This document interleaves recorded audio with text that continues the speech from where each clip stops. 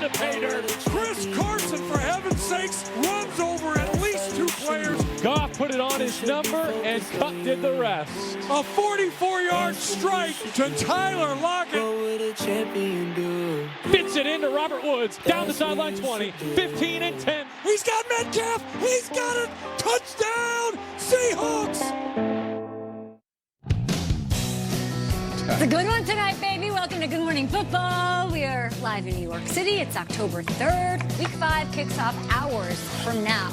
My name is Kay Adams. Nate Burleson's here. Peter Schrager. Hi. What would a champion do? Sash. What up, Sash? Kyle Brandt. Ooh, straight sash, homie. Got a lot of fun to get to. We're going to get real about this matchup, the ins and outs. Russell Wilson playing out of his mind up against Jared Goff. They're looking to rebound from a loss, but it is also October. We are celebrating the NFL's Crucial Catch Initiative. It kicks off tonight between the Rams and the Seahawks. The campaign supports the American Cancer Society. It addresses early detection, risk reduction, not just for breast cancer, for every type of cancer. It affects everyone at this breakfast table and everyone at yours. So join us in the fight against cancer by going to NFL.com/crucialcatch. That's right. Get involved. We have a great show for you today. A huge guest, a friend of the show, Jags head coach, Doug Marrone. That's right, baby. We're Skeeter at. All right, here we go. And we're also going to do a little fantasy talk. The case of the Bears defense versus Josh Jacobs. The Honorable Judge Kay Adams will be making her ruling today on the show. And you know what? I got a Burrow lesson for you, but it's a 2-for-1 special, baby. Nice. You're going to get a double major on what to watch for tonight. It's going down. A little Russell Wilson to Tyler Lockett in a way that only I can tell you. It's going to be a good one. Let's talk Rams. Let's talk your former squad, the Seahawks. It's all going down in Seattle, and that's where we find our very own Omar Ruiz this morning, live with us at CenturyLink Field. I'm sure there's a smile on his face because we're in, for a good one. Omar, set the stage for us. What are these two teams saying about their quarterbacks, about Jared Goff and Russell Wilson? Well, let's start with Wilson. Pete Carroll saying that Russell Wilson is as good as he's ever been, and the statistics bear that out. He's off in most every category to the best start of his career, but it goes much deeper than that. I spoke with his backup, Geno Smith, what he's seen from Russell Wilson thus far, having only been around him a few months, and he mentioned 3 things. Number 1 is his leadership, the ability to motivate his teammates and himself to play at a high level. Then there's his communication skills, to be able to identify how he wants things done and what he wants things done from his teammates. And then there is his work ethic. He is always working on his body and always working on his mind. 8 years in now, the accumulation of that knowledge we're seeing on the field. Then there's Jared Goff, and talking to the Seahawks defenders, still very much growing as a quarterback, leading this 4th-ranked passing attack for the Rams. They noticed that he isn't throwing the deep ball as much. Air yards more than 20 yards, down a little bit than what it's been the last couple of years. But Shaquille Griffin told me he doesn't expect the Rams to go short game. They're preparing just as much for the explosive attack that they've always seen from the Rams. And then there's KJ Wright, who noticed that Jared Goff's pinpoint accuracy may be a little off, might have missed a few throws here in the early going, but he says it's still early in the season. He would expect that accuracy to round into form, just hoping it doesn't happen tonight against that defense. Another big road game for Jared Goff coming off that loss to the Bucs. Of course, I mean, he can throw the ball as well as anybody. That protection and that play action not working as it did in 2018. Thank you so much, Omar Ruiz. We'll talk to you throughout the morning here on GMFB. But let's size these two up. Let's take a look at how Goff and Wilson rank among other quarterbacks in the league right now. Wilson, top 5 in all 4 categories. Best start of his career, gentlemen. Jared Goff gets a deal, and he's found himself in the bottom half of starting quarterbacks going into this tilt on Thursday night. Which QB do we think will light up the box score tonight? Kyle, let's kick it off with you. Is it Goff or Wilson? I think it's Goff. The question is, what is he going to fill that box score with? If you're waking up on the East Coast, every single stereotype you hear about Los Angeles and fitness and diet is completely correct. Everybody's hiking and boot camping and wheatgrass and everything, and Jared Goff should know that the Cardinals' sin is empty calories. Empty calories. Things, foods you eat that have no nutritional value, and I feel like Jared Goff has been producing some empty calories. What do I mean by that? 517 yards last week. It's the 8th most ever. Wow. He should be the Aaron Brown Player of the Week. We should be talking about him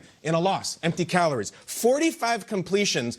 Ties a record set by Drew Bledsoe 25 years ago. Again, Empty calories. What are we getting for it? A loss to Jameis Winston on your home field. And here's the worst part. The nuclear bombs you put in your body dietary-wise, the chicken wings, the donuts, those are the turnovers. Look at the last 10 regular season games that Jared Goff has played. I'm going to spare him the Super Bowl.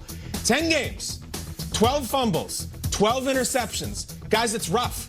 Jared Goff has had a nice life since Sean McVay showed up and Todd Gurley's here and all the receivers are here. It's been a rough go. And now he's playing in a house of horrors against a very hot quarterback. And Todd Gurley, we'll get into it, is not Todd Gurley right now. You cannot have those kind of empty calories and you cannot turn the ball over like that or they're going to get beat by 2 touchdowns tonight. Jared Goff, big night. Listen, when it comes to Russell Wilson, there isn't any empty calories. I'm going to say Russell Wilson. Russell has been doing it at a high level for so long. Prime time Lean and mean. Games. Lean and mean. What Russell Wilson has done when the lights are the brightest has been at a high level. Let me show you his record.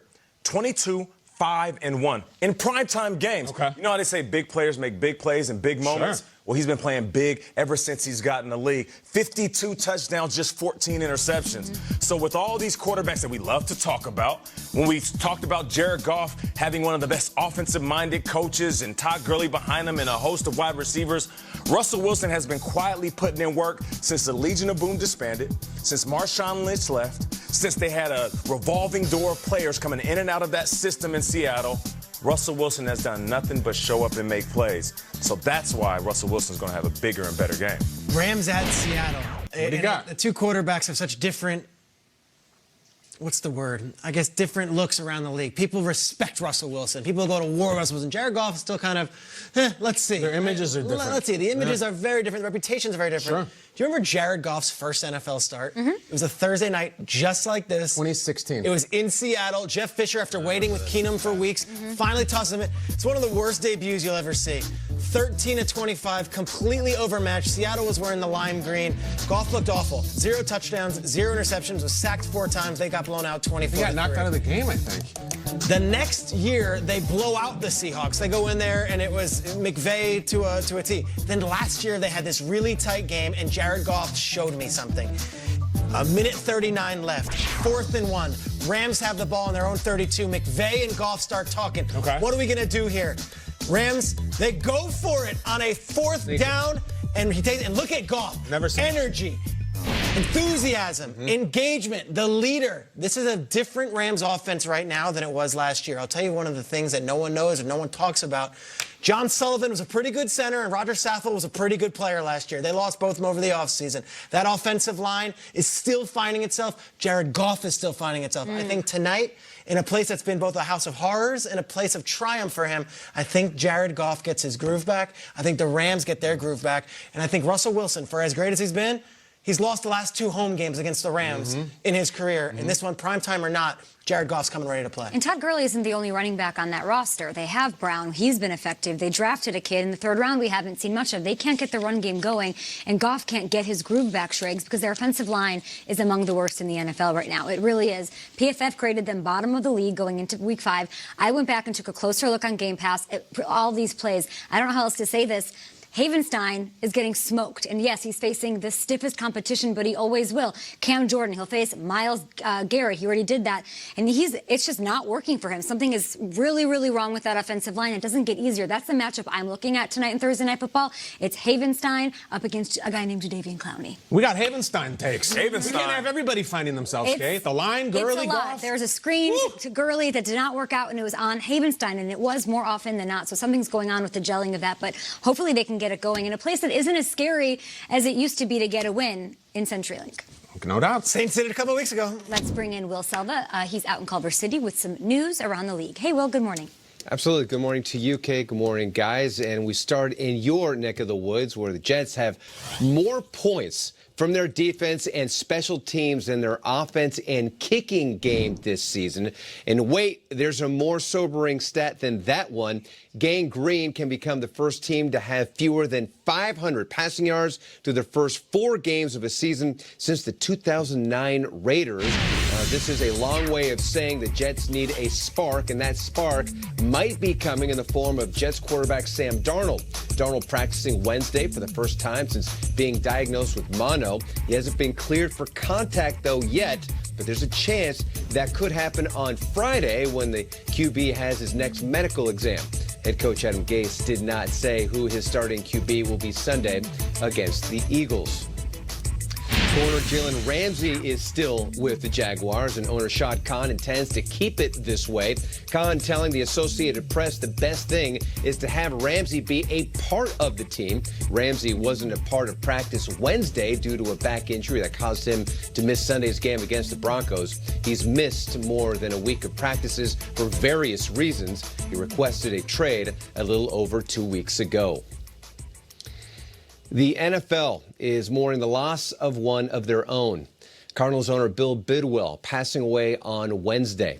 Bidwell was 88 years old. According to the team, he was surrounded by family members, including his son Michael, the Cardinals team president. Michael saying he would remember his dad as a man devoted to three central pillars: faith, love for his family, and his lifelong passion for the Cardinals and the sport of football. The Bidwell family bought the team when Bill was 1 year old. Wide receiver Larry Fitzgerald calling Bill Bidwell a man of quiet generosity, giving his time and resources to make lives better. He went on to say he'll always remember the opportunity he gave him to live his dream in the NFL. And of course, we'll be showing more reaction throughout the show here on Good Morning Football. Yeah, thanks, Will. This generation of football fans likely is familiar with Bidwell's son, Michael, who Will just spoke about. But for years, Bill was a staple of the NFL's ownership circles, and the Cardinals went from Chicago to St. Louis to Arizona. It's always been a family-run organization. He brought pro football to the American Southwest, but his legacy there, from everyone you talk to in that Cardinals organization, is in the region. So he's a big philanthropist and one of the first owners to make a priority to hire minorities in key executive roles. So the lasting image for him is Jake Plummer and the Cardinals clinching a playoff berth, and Bidwell, who the Cardinals were not a very good team for many, many years. He'd gone so many years without a playoff berth. He says to the press, I think I'm going to have to see it again or read about it again and then pinch myself to know that it actually happened. It happened. The Cardinals had a nice little playoff run there. They beat the Cowboys. Bill Bidwell, 88 years old, passing, but his legacy lives on. And through the family, of course, Michael Bidwell continues to take over the